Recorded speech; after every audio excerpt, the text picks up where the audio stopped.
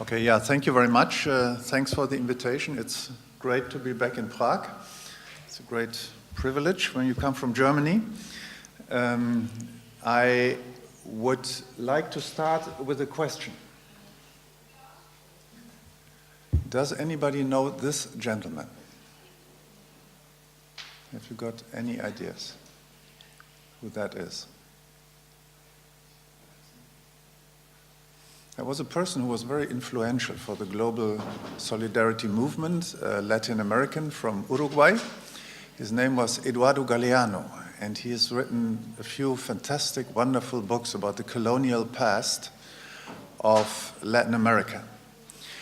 And from him comes an important saying, which may help us a lot to understand what the past and the actual sovereign debt crisis is about. And it says anybody who wants the world to progress, to move into a better stage, needs to have eyes on the back of his head.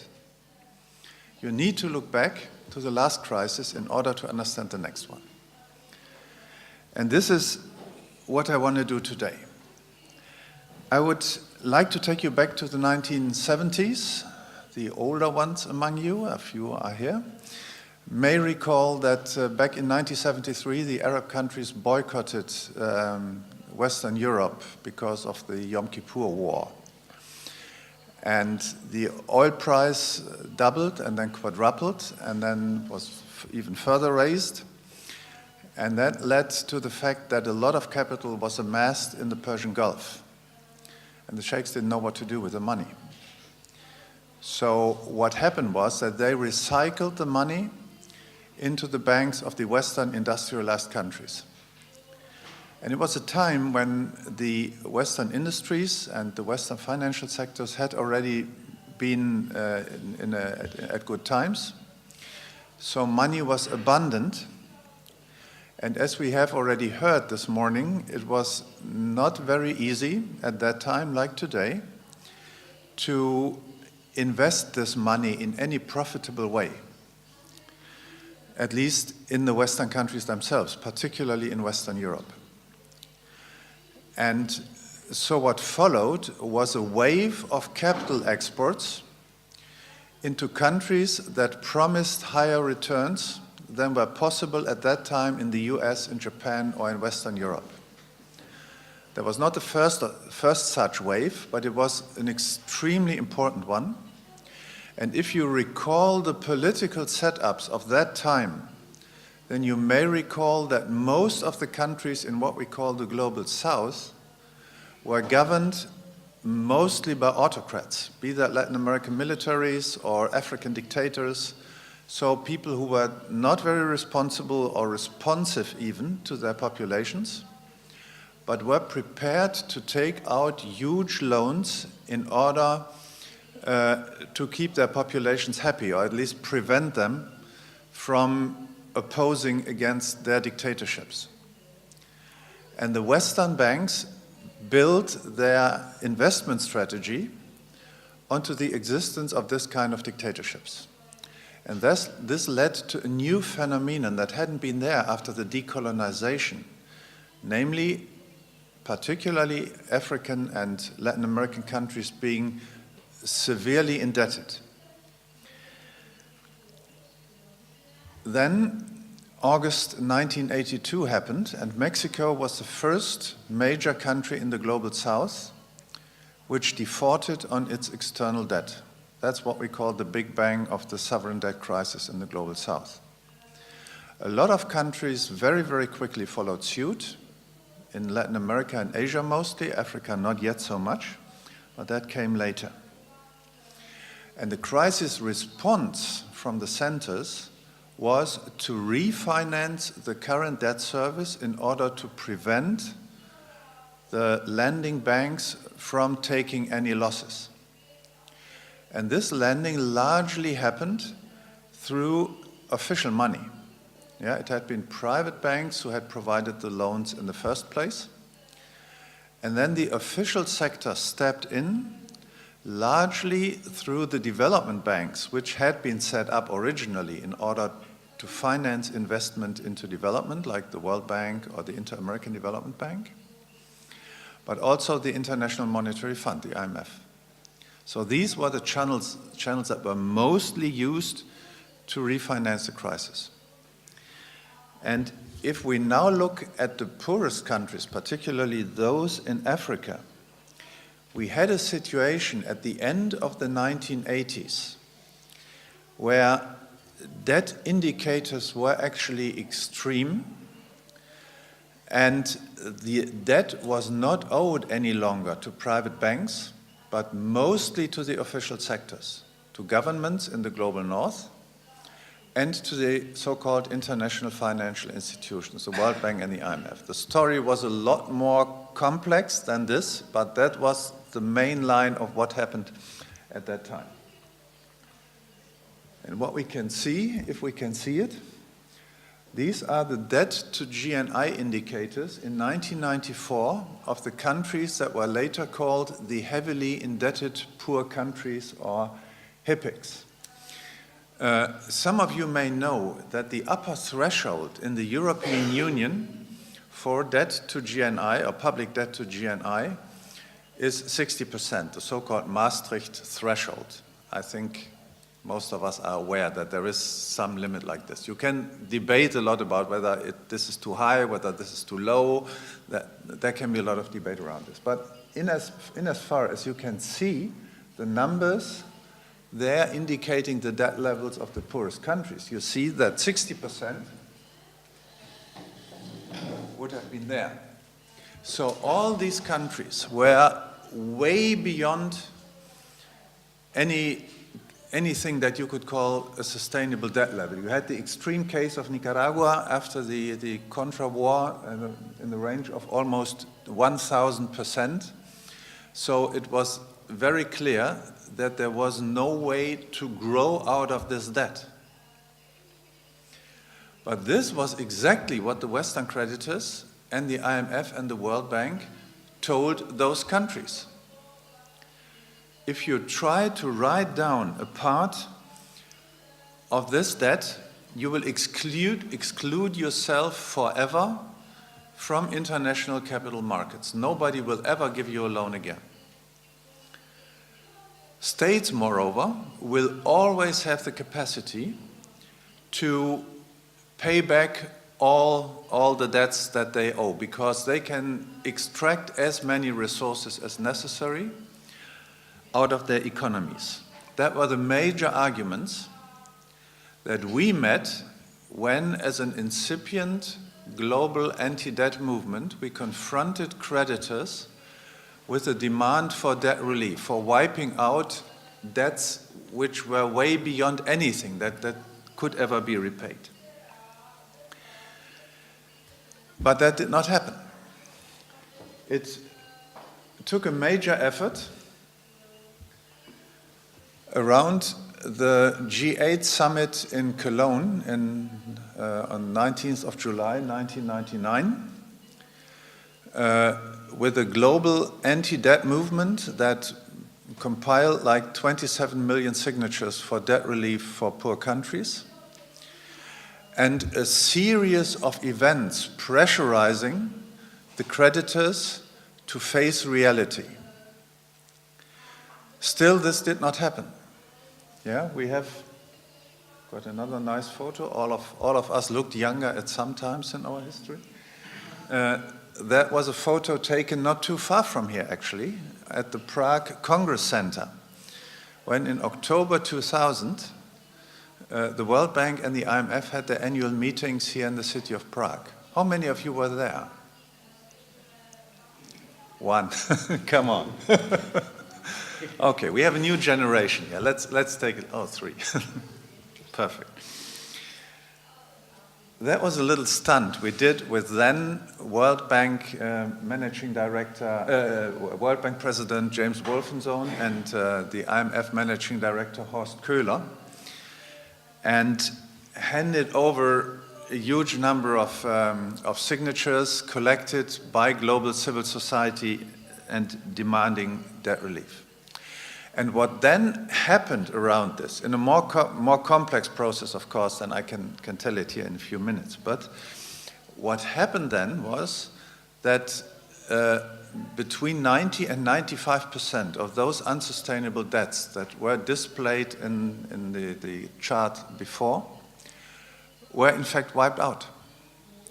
Yeah, that there was a huge pressure, and it was a mixture of common sense, namely that also you have a few clear minds on the creditor side as well, but also a popular pressure that made them understand that they would be destabilizing a great number of countries if they tried to insist on further debt collection.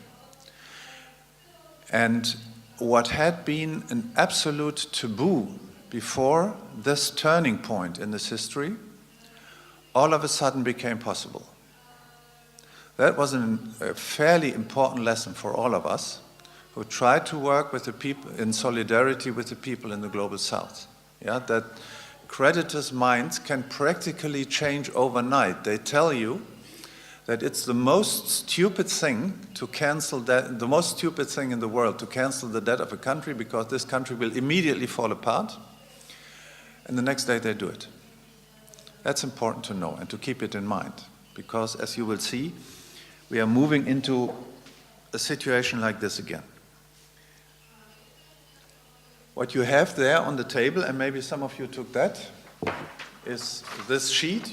This is a takeaway. You can actually take it along because the Academy produced them, so that you can perhaps take a somewhat better look at what the hotspots of global sovereign debt crisis nowadays are.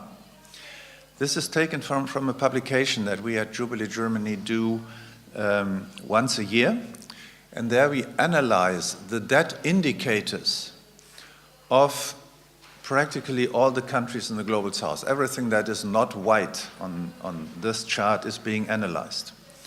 And as you can easily see on the map, the darker the color of a country is, the more problematic is its debt situation. I won't go into details explaining the methodology. I can explain this if you wish, but just take the impression that a lot of countries are in situations which are not yet as extreme with indicators beyond 200, 500, even 1,000% as they used to be at that time. But in the meantime, the IMF has developed what it calls the debt sustainability framework. And they, from their end, have defined debt thresholds, debt threshold indicators, which say from which point a country needs to take measures to reduce its debt in order not to end up again in a social catastrophe. And in this map, we have taken mostly the indicators of the IMF and the World Bank. So we haven't just tried to paint a bleak picture.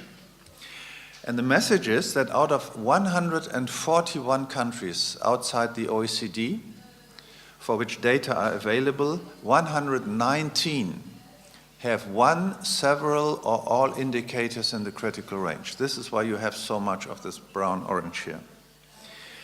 If we look at the last 5 years, we have seen 87 deteriorations indicated by the red upside arrows, and only 21 improvements indicated by the green downside arrows here. We have presently 14 countries which are already in default, which have to stop making the payments to their legal creditors. So what we see is not yet as dramatic a situation as in the mid-1990s, but an extremely dynamic tendency towards the worsening of the situation in quite a broad range of countries. There is something coming our way. I think it was mentioned already a few times this morning by the presentation by our colleagues, that the most frightening thing at the moment is the tendency that we see. I won't have the time to look at individual countries of those, but if you want to get a picture of who's actually most affected, we could identify 3 countries which we should take a look at. One of them, or the first group, is what is called the extractive economies. That are economies which have never diversified their economic activities, but are largely exporters of primary commodities like oil, gas, copper, any minerals whatsoever. For instance, among the darkest categories here, Mozambique and Mongolia are cases for this, which are very much dependent on a few commodities, which have also very volatile prices on the world markets. A second group is countries that will be most affected by climate change. Already this was mentioned this morning today. And we have groups of countries which are already severely in debt and which will find their situation worsening due to the ongoing climate change. One case in point is this little group of countries that we have singled out in the, because they are so small in the Caribbean. They are suffering from the threat of hurricanes. There was a very fierce hurricane season last year. And so countries that are already in the range of 100% debt to GNI had suffered, like Dominica, for instance, in the 2017 hurricane season, damages overnight of 220% of their GNI, according to World Bank estimations. So very small economies with only 100,000 people living there, but extremely vulnerable to the effects of those of such catastrophes. Just to give you an idea, the IMF has calculated that all of these small island countries, they lose on average 4% of their GNI every year. Yeah, the Czech Republic has a debt to GNI, a GNI growth every year like 3%, I think. I got it between 3 and 4%. So if you were in the situation of the countries of the Caribbean, you would have negative growth. Yeah, that's simply by working as you ever worked. Yeah. In the case, in the so-called high climate change scenario, this will rise to 8%. So they will have to finance development against a headwind that is practically unsurmountable for them. A third group is possibly the most dangerous one for the global economy, and that's what has been labeled since 2013, the so-called Fragile Five. I think Turkey and Argentina have been mentioned already this morning. And that's the debt crisis of countries that have used the era of very low global interest rates, which is presently now coming to an end, in order to take out huge debts for both their private and their public sectors. And both Argentina and Turkey are extreme cases of this phenomenon. And now we see that the Fed starts rising interest rates.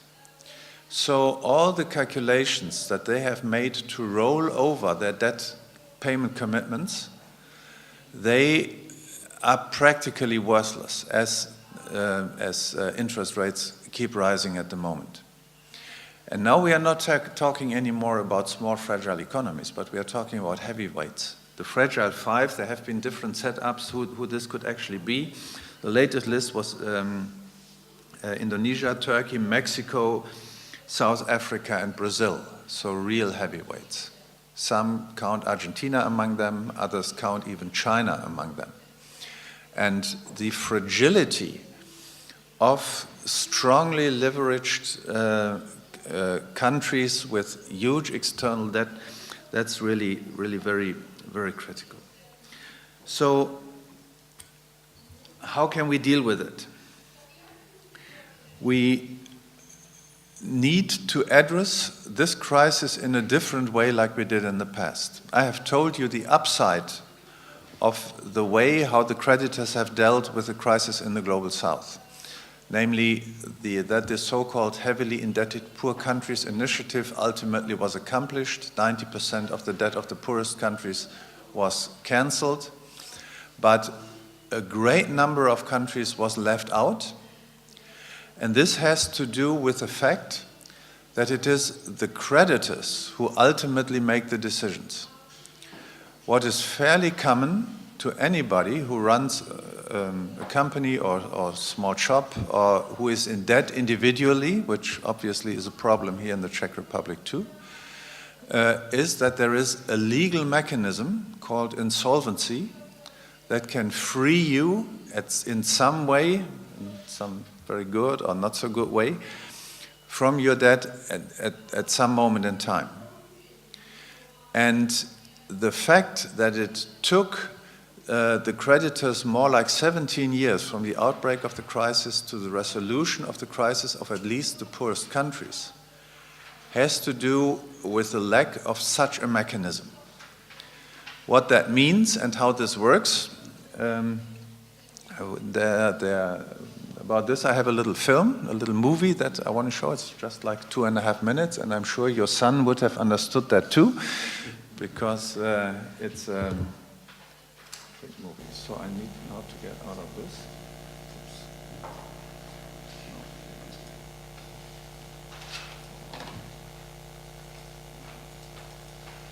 This is the premiere. This is the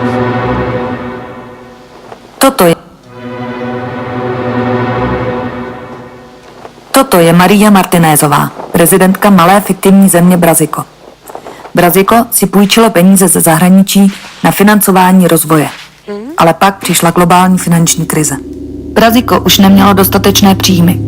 Teď nemůže dluh splácet, aniž by rostla chudoba v zemi. Nyní se rozhoduje, jak to s Brazikem bude dál. Jednají o tom ti, kteří zemi půjčili peníze.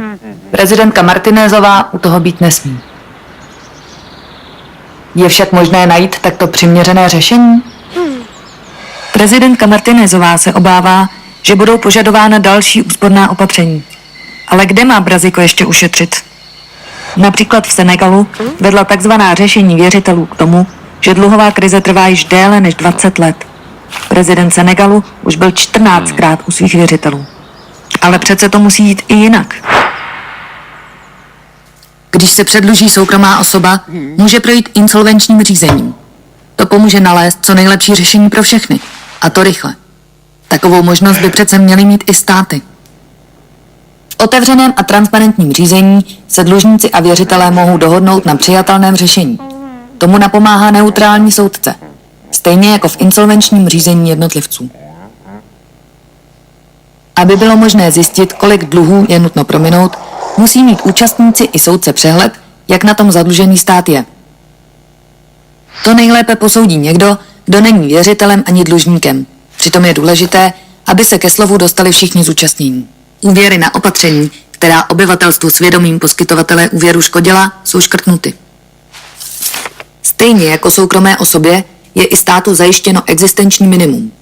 To je ze splácení vyloučeno. U státu se do něj počítá vše, co zajišťuje základní potřeby obyvatelstva a hlavní úkoly státu. Na konci jednání rozhodne soudce, kolik dluhů bude škrtnuto. Braziko dostane šanci na nový začátek. A věřitelé dostanou jen tolik peněz, kolik je Braziko schopno zaplatit. Pokud se některý věřitel nechce na tomto procesu podílet, vyjde na prázdno. Tím se skoncuje s takzvanými supými fondy. To by přece mohlo fungovat. Bohaté země však dosud bojkotovaly veškeré návrhy na vytvoření takového řízení. A tak prezidentka Martinézová sedí i nadále před zavřenými dveřmi. Stejně jako její kolegové a kolegyně z dalších předlužených států.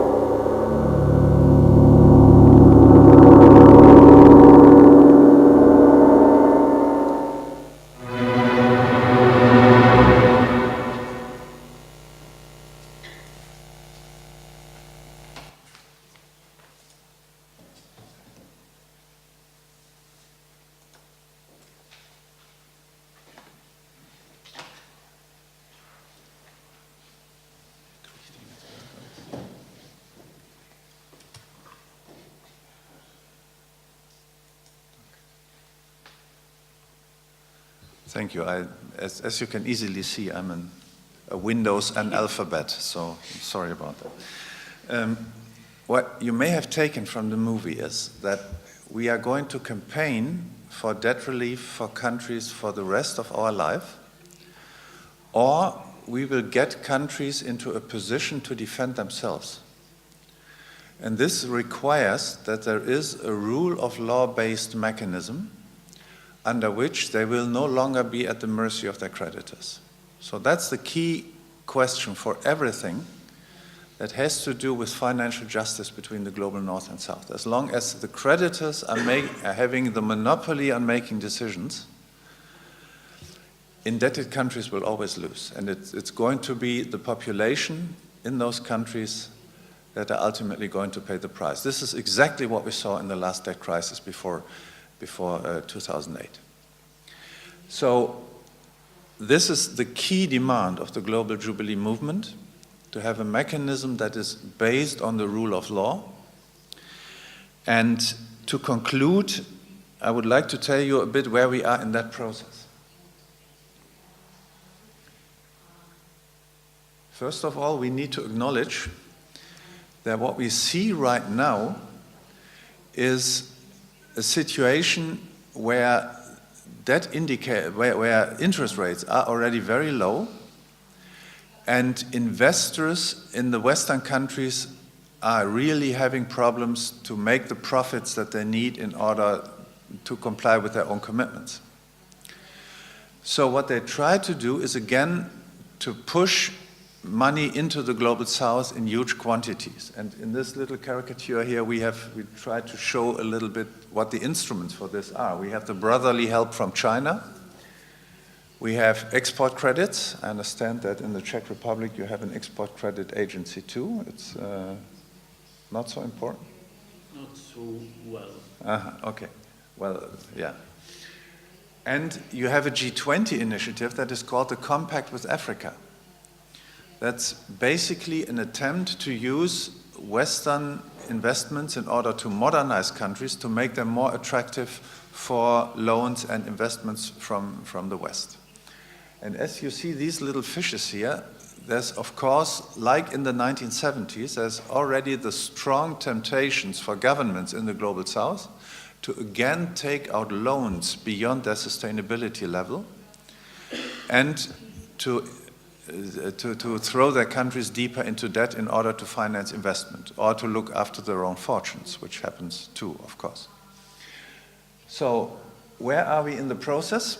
And I would like to say that there are two elements that, or two tracks on which you can campaign for a mechanism that helps countries to not, or to get out of a situation of over-indebtedness should it become necessary. One is that you work for an international mechanism in the relevant global fora. One of them being the UN. This is one of the big UN conferences on financing for development, and there's a person just speaking on the screen who happens to be Bodo Elmers, who is a colleague of ours from the Eurodat network, and there's a text of his is available there in the Czech translation. What I want to say with that is that we as civil society are in a position to take influence on what international decision-making is. Maybe you think that the UN in New York is quite far away from Prague or even from the Czech province, wherever you're coming from. But you know, your government takes influence into processes like the one that is called Financing for Development, which is the main forum in the UN system at the moment for discussing issues that are relevant for global financial justice. We have also had processes in the past in the IMF. The IMF has made its own proposal for what they call a sovereign debt workout mechanism back in the 2000s, when they feared that the global financial system would crash, actually. So there are ways for us to influence, like we did it in 1999 for debt cancellation for the poorest countries. We can also influence the processes that change the rules of the global system. And that is what many of us are doing. We have the European Eurodat network that tries to join forces in order to do that, and the Academy and a few others here in the Czech Republic also can be part or are already part of that process. This is one track that can be fairly important. And another one, oh no, that was the end already. Another one is one where I think Tomáš will give you a few hints, which could be the most relevant points, namely to encourage those countries that will actually have to renegotiate their debt in the near future. And if you look at the map, you can spot countries that you may be related to. And of course, the most relevant are those countries which are still indebted to the Czech Republic. And there are a few ones which have huge loans still outstanding, I understand mostly from the era of the Cold War, but not only. And there, the positions of the Czech Republic as a creditor can be fairly essential on whether countries get a deal or under which terms countries are actually negotiating with their creditors. I will leave it like that and then see whether there are any questions. Thank you. Thank you, Jürgen.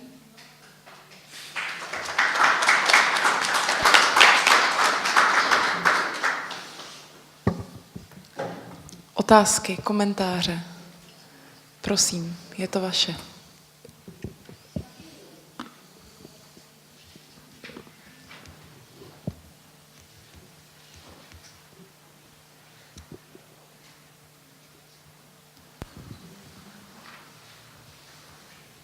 Tak mikrofon už se řítí k vám. Máme česky nebo anglicky? Jak chcete? Thank you for the presentation. I have one question regarding the outflow of capital from those developing countries. Sorry. Aha, Protože někteří nemají... proto se No, it's ptal. okay. Pardon. Děkuji. Děkuji za prezentaci, teda tak teďko v češtině.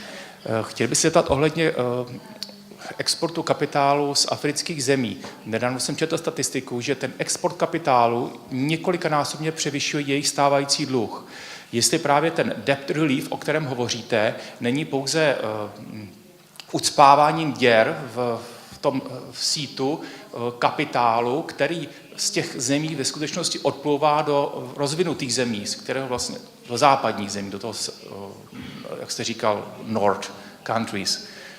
Jestli to není skutečné řešení podstaty problému, anebo jenom efektu nebo důsledku toho problému extrakce bohatství z těchto takzvaně chudých zemí, které jsou ve skutečnosti velice bohaté, ale to bohatství neslouží k nim a jejím obyvatelům, ale nám v západních zemích, kteří z toho profitujeme pomocí třeba právě těch dluhů. Děkuji.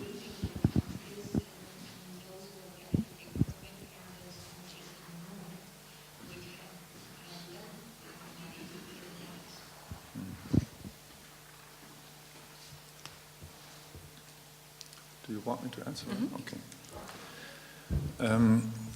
I think we need to distinguish two phenomena. I think what you referred to was what is called capital flight, and that's illicit capital flows. What I have been talking about here were, so to speak, licit capital flows. So flows that are at least legal. Whether they are positive or not is a different question, but they are at least legal. And the capital flight that you were referring to is indeed for many countries, not all, but for many countries in the global south, a huge dimension. Yeah, that can be really, really a great problem. And that can only be addressed by better controls, both on the recipient side, which has to do with the tax havens where most of those flows are going to, and also with an improvement in the fiscal management in the countries in the south. And there are colleagues working on that, and the UN is taking a few efforts. But that's a different phenomenon from what we have been talking about. If you talk about loans that are taken out legally or investments that are made legally, then most of the countries in the global south are importing capital. Yeah, they receive more than they actually pay out. But this is volatile. Of course, when the conjunctura changes, then also this can be reversed. And what we try to do with the establishment of establishing a sovereign debt workout mechanism is to make sure that those who legally lend to the global south respect the thresholds beyond which no additional loans should be flowing because the debt is already unsustainable. And the fact that they know they will have to answer questions to someone whom they do not control, different from the Paris Club that we saw in the movie, which is controlled only by the creditors. That would be the single most important incentive for creditors to behave responsibly. Yeah, this process of capital export to the global south is not driven by the demand in the south. It's supply driven. Yeah, I mean, infrastructure financing needs have been there ever since decolonization and even before. But the huge waves always took place when money was cheap in the West and searched for investment opportunities. So we need to give them an incentive to act responsibly there. And that could be one. This is why we are advocating for it.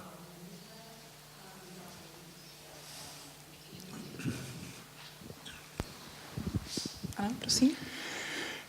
Já bych se chtěl zeptat, v jaké kondici je v současné době to mezinárodní hnutí, který usiluje o oddlužení nebo o změnu těch pravidel, jak v Evropě, tak v těch zemích jihu a jak funguje v současné době spolupráce s těmi partnerskými svazy, jako je Latindat a tak dále.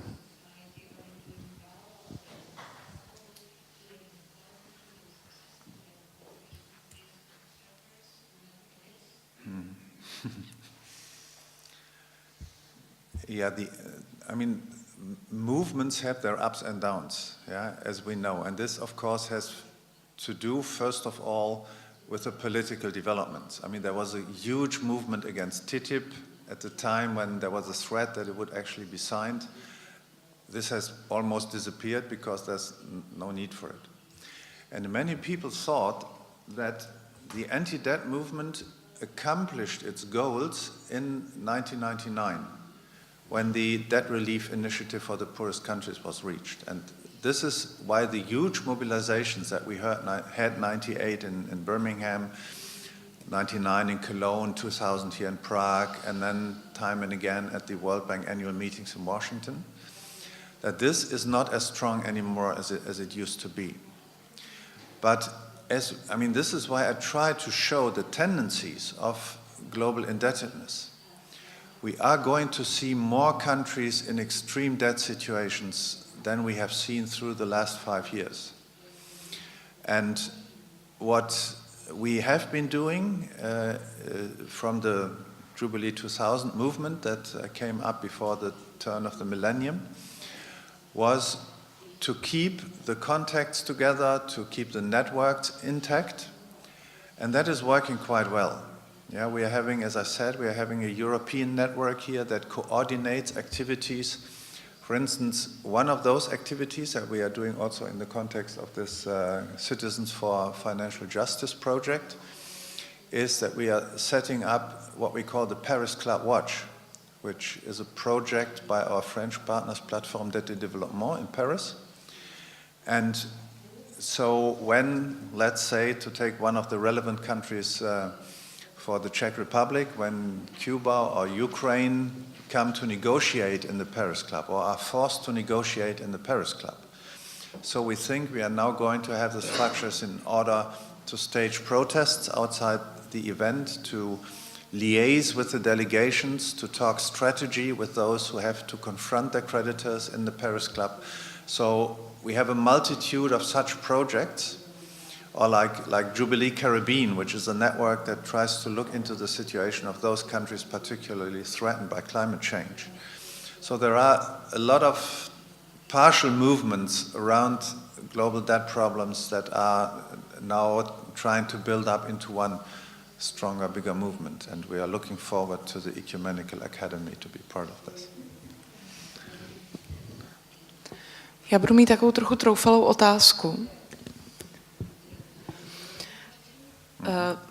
V dobách, kdy jsme se snažili aktivizovat společnost, aby byla solidárnější zeměmi globálního jihu, zejména s Afrikou, třeba tady v České republice, tak se nám zdálo nejtěžším úkolem ty lidi empatizovat s někým, kdo je tak daleko, jejich osudy jsou nám tak neznámé a známe je jenom z obrázků a z televize. A dnes v době takzvané migrační krize se mi někdy si říkám, jestli pro nás jako pro aktivisty tohle není obrovská výzva, jak vlastně konečně těm obrovským masám tady v Evropě vysvětlit to, co jsme jim říkali už dávno, pokud s tím nebudeme nic dělat, s tím, co se děje na jihu, tak spousta z nich odejde ze svých zemí, protože tam nepůjde žít. Teď se to stalo a mně se trochu zdá, že my jako hnutí na to nedokážeme těm lidem, nedokážeme jim nabídnout teď zajímavé odpovědi a ti, kdo si berou ten prostor na to vysvětlit tu situaci, jsou často pravicoví extremisté. Tak jak třeba podle vás bychom tuhle situaci mohli lépe uchopit? Mm-hmm.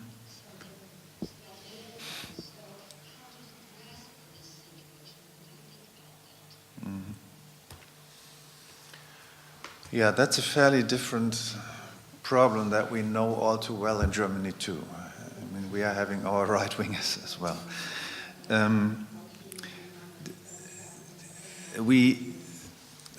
I think what in the first place makes things difficult is that when we talk about the contribution that financial injustice has into driving people out of their countries, that countries are become inhabitable places because of the resources that are drained from their economies, that are drained out of their state coffers, that is already a fairly complex thing.